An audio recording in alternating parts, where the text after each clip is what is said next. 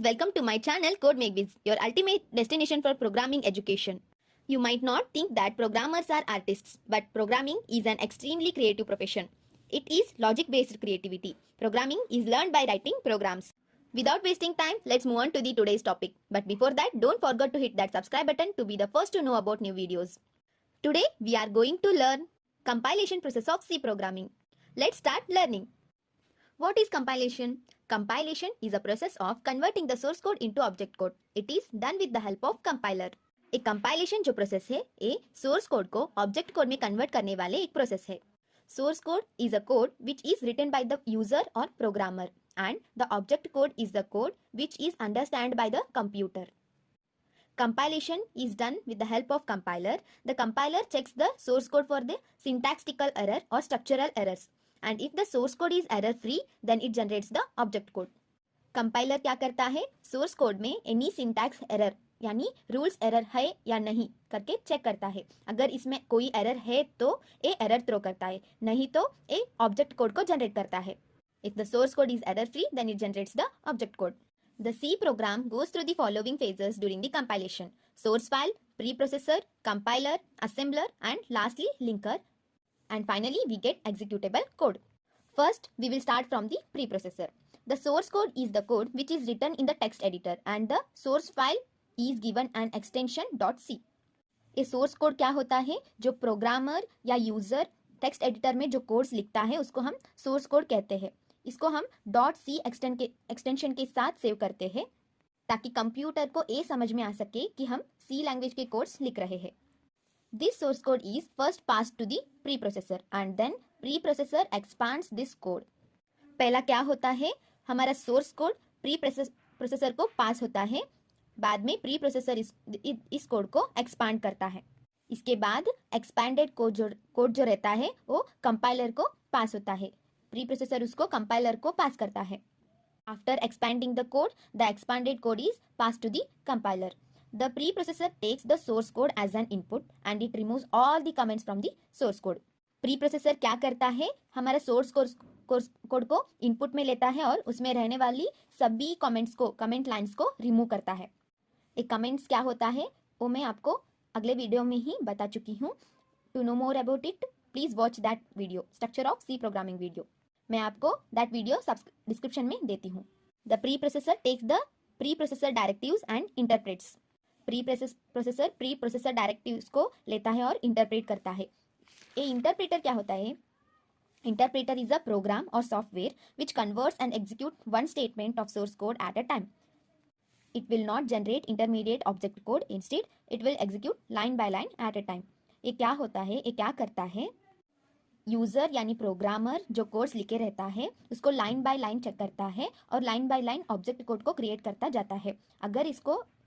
अगर इसको चेक करते समय कोई एरर्स या सिंटैक्टिकल एरर्स या स्ट्रक्चरल एरर्स मिला तो ये एरर थ्रो करता है. उसको हम कंपाइल टाइम एरर कहते हैं, कंपाइल टाइम एरर. नेक्स्ट हम देखेंगे compiler. The code which is expanded by the preprocessor is passed to the compiler. Preprocessor जो कोड एक्सपांड किए हुए हैं वो कोड अभी कंपाइलर को पास हो रहा है. कंपाइलर को प्रीप्रोसेसर एक्सपैंडेड कोड को पास करता है. The compiler converts this code into assembly code, or we can say that the compiler converts the preprocessed code into assembly code. Compiler क्या करता है? expanded code को assembly code में change करता है यानी convert करता है. और हम ये भी कह सकते हैं कि preprocessed code को compiler assembly code में convert करता है. ये काम जो कौन करता है? कंपाइलर करता है. बाद में हम देखेंगे assembler. The assembly code is converted into object code by using an assembler. ये असेंबलर क्या करता है? असेंबली कोड को ऑब्जेक्ट कोड में कन्वर्ट करता है. The name of the object file generated by the assembler is the same name as source file. ये assembler से क्रिएट हुए ऑब्जेक्ट फाइल का नाम सोर्स फाइल के नाम को मैच करता है यानी दोनों का नाम सेम रहता है. The extension of the object file in desk operating system is .obj and in Unix operating system is the extension is .o. Desk operating system में ऑब्जेक्ट कोड का एक्सटेंशन क्या रहता है? .obj. And unique operating system में extension क्या रहता है? .o. If the name of the source file is hello.c, then the name of the object file would be hello.obj. इधर एक एग्जांपल है, अगर हमारा कोई एक सोर्स फाइल hello.c के नाम से सेव है, देन उसका object file would be hello.obj रहता है। फाइनली हमको ये याद में रखना है, असेंबली कोड को ऑब्जेक्ट कोड में असेंबलर कन्वर्ट करता है। बाद में हम देखेंगे linker. Mainly all the programs written in C uses library functions. These library functions are pre-compiled and the object code of these library files is stored with .lib extension. अगर कोई programmer यानी user कोई course को या programmes को लिखना चाहता है सी लैंग्वेज में, तो उसको लाइब्रेरी फंक्शन को यूज करना ही पड़ता है। वो लाइब्रेरी फंक्शंस क्या रहता है, ऑलरेडी कंपाइल्ड रहता है, प्री कंपाइल्ड रहता है, उसको हम कंपाइल करने का कोई आवश्यकता नहीं रहता है। और the object code of these files is stored with the .lib extension. इसका एक्सटेंशन lib करके ऑब्जेक्ट कोड का सेव रहता है। The main working of the linker is to combine the object of library files with the object code of our program. अभी linker का important काम कौन सा है, ये है ऑब्जेक्ट कोड, लाइब्रेरी फाइल्स का ऑब्जेक्ट कोड को हमारे प्रोग्राम के ऑब्जेक्ट कोड के साथ कंबाइन करना लिंकर का वेरी इंपॉर्टेंट काम है। लिंकर क्या करता है, लाइब्रेरी फंक्शन का ऑब्जेक्ट कोड को यूजर के हिसाब से, प्रोग्रामर के हिसाब से लिखे हुए ऑब्जेक्ट कोड के साथ कंबाइन करता है to execute the code and get the output. So we conclude that the job of the linker is to link the object code of our program with the object code of library file and the other files. The output of the linker is the executable file. Linker का output क्या रहता है, हमारा executable file. Executable file का name हमारा source file से match होता है, यानी उन दोनों का नाम सेम रहता है, बट उन दोनों के एक्सटेंशन में थोड़ा सा डिफरेंट रहता है। The name of the executable file is the same as the source file but differs only in their extension. In desk operating system, the extension of the executable file is .exe, and in Unix operating system, the executable file can be named as a.out. Desk operating system में executable file का extension .exe रहता है और unique operating system में executable file का extension a.out रहता है। Let's understand these all process of compilation through an example. इधर हमारा एक छोटा सा प्रोग्राम है, इसमें ये चार या 6 लाइन का एक छोटा सा प्रोग्राम है, हमारा बेसिक प्रोग्राम है सी लैंग्वेज का, to print hello code make this.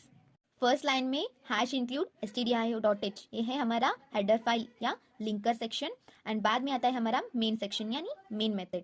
उसके बाद हम एक लाइन में कर्ली ब्रेस को ओपन कर रहे हैं, फोर्थ लाइन में प्रिंट कर रहे हैं हेलो कोड मेक दिस, और हमको प्रोग्राम से कुछ भी रिटर्न नहीं करना है, इसलिए हम रिटर्न 0 रख रहे हैं और कर्ली ब्रेस को क्लोज कर रहे हैं हमारा छोटा सा program. To write, to print hello world, hello code make this. In the above flow of diagram, the following steps are taken to execute a program. Firstly, the input file, that is hello.c, is passed to the preprocessor, and the preprocessor converts the source code into expanded source code. The extension of that source code is hello.i. पहला क्या होता है, हम source code को input करते हैं, यानी हमारा सोर्स कोड इधर कौन सा है, hello.c। प्रीप्रोसेसर क्या करता है, प्रीप्रोसेसर क्या करता है, सोर्स कोड को एक्सपैंडेड कोड में कन्वर्ट करता है। इसका एक्सटेंशन क्या रहता है, hello.c। एक्सपैंडेड कोड का extension hello.ci। Next, the expanded source code is passed to the compiler and the compiler converts this expanded source code into assembly code. बाद में क्या होता है, एक्सपैंडेड सोर्स कोड कंपाइलर के हेल्प से assembly code में बदल जाता है, यानी हमारे कंपाइलर एक्सपैंडेड सोर्स कोड को असेंबली कोड में कन्वर्ट करता है। इसका एक्सटेंशन क्या रहता है, असेंबली कोड का extension hello.yes। Next, this assembly code is then send to the assembler which converts the assembly code into object code.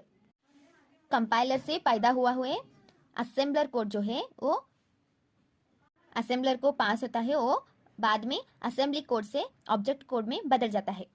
After the creation of an object code, the linker creates the executable file. Assembler से object code create होने के बाद linker क्या करता है, executable file को create करता है। The loader will then load the executable file for the execution. Loader क्या करता है, बाद में एग्जीक्यूटेबल फाइल को एग्जीक्यूशन के लिए लोड करता है। ये है हमारा execution process of C language, यानी हमारा सोर्स कोड जैसे ऑब्जेक्ट कोड में या मशीन कोड में बदल। So, this is all what we wanted to learn today. I hope you understand every topic very well. Thank you for watching. Become a member of CodeMakeBiz for exclusive content. If you like what you saw, consider subscribing button to the channel. Let me know what you think in the comment section. Leave a like and share this video to your friends and colleagues. See you in the next video soon. Bye bye. Take care. Have a nice day.